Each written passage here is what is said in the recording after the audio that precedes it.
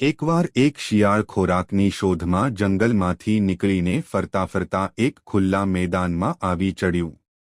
ખૂબ થાકેલું હોવાને કારણે તેને ઊંઘ આવી ગઈ.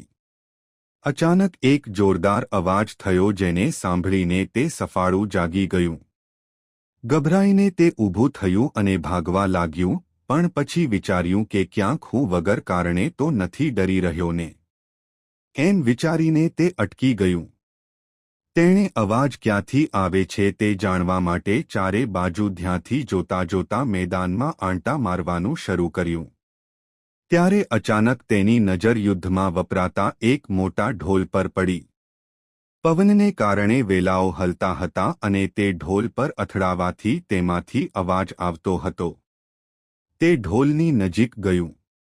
ઢોલની અંદર કદાચ ખાવાનું હશે એમ વિચારીને તેણે ઢોલને ફાડી નાખ્યું.